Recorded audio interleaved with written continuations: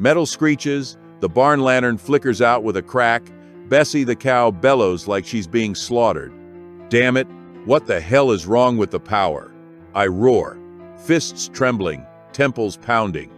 Third time this week, my farm plunges into darkness. Somewhere out there beyond the fence, HOA Karen, that control freak witch, is weaving her schemes.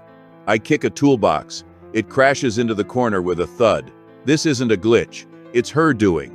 But I've got a plan brewing, and I swear, she'll regret crossing me.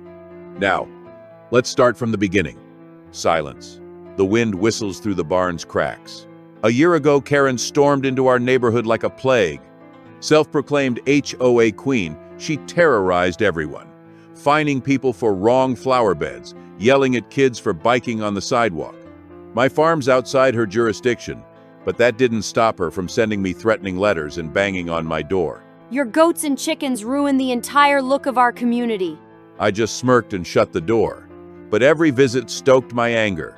She was like a mosquito small but infuriating. And now, it seems, she's crossed the line. Gravel crunches underfoot as I head to the barn. My eyes catch an orange cord slithering like a snake from my barn, over the fence, straight to Karen's house. My jaw locks. This woman who's hounded me for 2 years over improper grass and illegal chickens has the nerve to tap into my electricity. "Oh, Karen, you just signed your own sentence," I whisper. But I don't charge over yelling. Number, I'm smarter than that. I need proof. Time to set up a camera and catch this thief. Coffee gurgles in the mug. I'm at home on my laptop. I check the footage from the hunting camera. Karen, in an orange suit and white pants, sneaks onto my land, dragging the cord, glancing around. The camera catches everything. Her audacity, her certainty. She won't get caught. Well, Karen, you're busted. I want to storm her house, but I hold back. She loves her HOA rules. I'll hit you with your own weapon. Papers rustle, keys clack. I sit at the desk, eyes blazing. My plan's a masterpiece. I craft a fake letter from the non-existent Farm Utility Homeowners Association. Dear homeowner, unauthorized power consumption detected. Fine. $10,000, I read aloud, grinning. Failure to pay within 14 days will result in power disconnection and property seizure. I toss in legal gibberish to make Karen panic. My buddy Tim formats the letter to look like a court summons. An envelope with a red, final warning stamp is the cherry on top. I'm on the porch, coffee in hand. A courier drops the envelope on Karen's doorstep. She steps out in a gaudy floral robe, sees the letter, opens it. Her eyes dart across the page. A shriek splits the silence. Birds scatter from the trees. What kind of nonsense did they send me? This is absurd. Karen paces the lawn, phone in hand, face reddening. I lean back in my chair, choking down laughter. Karen's curtains twitch. She peeks out, scanning the street. Karen worships the HOA. Breaking their rules is worse than death to her. And now, $10,000. She can't ignore the letter. My phone rings. Unknown number. I smirk but don't answer. An hour later, she's marching across her lawn, waving the letter. Greg trails behind, head down. Greg, this is just absurd. They can't do this to me. Greg mumbles something, but Karen's already rallying neighbors who tolerate her out of fear. Noise at the gate.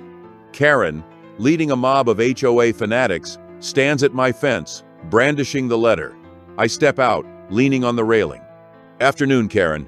What's the problem? I ask, hiding a smirk. Kent, do you have any idea what kind of garbage they sent me? I take the letter, pretend to read. Looks like a power bill. $10,000. That's no joke. It's fraud.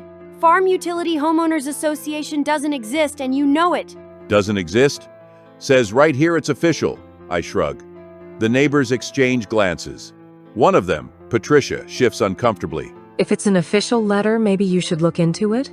It's not official. It's a scam, and I won't be fooled. So why'd you get this letter, Karen? Not tapping into someone else's power, are you? I ask. Her face pales. She explodes. That's ridiculous. I'd never stoop to that. I pull out my phone, play the video. Karen sneaks, drags the cord. Silence. Her posse backs away. Karen, not gonna pay? Farm Utility Homeowners Association might cut your power, I sigh. Farm Utility Homeowners Association is fake, and I'll prove it. I pull out a fake audit report. Says here your house is sucking more power than anyone in the neighborhood. Serious violation.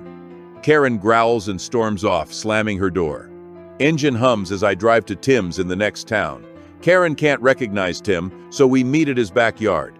He pulls out a cheap suit and a clipboard, grinning like an actor before a show. "This pass for an inspector?" he asks, adjusting his tie. "Perfect," I nod. "She'll lose it the second she sees you." We sit at his table, hashing out the plan. Tim shows up at Karen's as an official inspector, waving papers and threatening to cut her power. "Just keep a straight face," I say. "No problem," Tim laughs. "Karen's gonna dance for us." Karen's doorbell rings 3 times. Tim, in a cheap suit, clipboard in hand, looks like a bureaucrat from hell.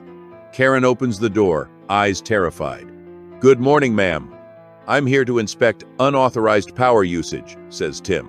What's this Farm Utility Homeowners Association? It's made up. "You received the notice. Fines $10,000, Tim sighs. It's a scam. I'm not paying a cent. Tim flips through his clipboard. "Your house is consuming excessive power. Violation of Section 12.5. I didn't steal anything. It's a lie. Noted. If you don't pay within 72 hours, we'll cut your power and seize your property." You wouldn't dare cut my power. "Your lawn flamingos will go dark too," Tim nods at them. Crash. Glass shatters. Karen hurls a vase through her window. Her screams echo down the street. Thentwist. The real power company shows up. A tech in an orange vest knocks on her door. "Ma'am, we got a complaint about illegal connections," he says. It's a mistake. I didn't do anything. The tech checks the lines, finds the cord, tampering, violations. Fines $25,000. "And that's without criminal charges," he declares. Karen screams, stomps. Greg stands behind her. "Karen, I told you not to tap into the farm," he mutters. You're supposed to be on my side, not against me. "Ma'am, this is an official violation." The tech shakes his head. Karen throws the Farm Utility Homeowners Association letter on the ground, bolts inside, slamming the door. Dust settles on the street. The power company returns with an official notice. The tech hands Karen papers. A $25,000 fine for power theft, plus mandatory community service cleaning the neighborhood for her violations. Her face freezes, she tries to argue, but the tech is firm. "No discussion, ma'am. Pay and serve, or face court." Karen, humiliated, signs the papers, hands shaking. The next day, I see her in an orange vest, picking up trash by the road under the neighbor's stairs. Her reign is over.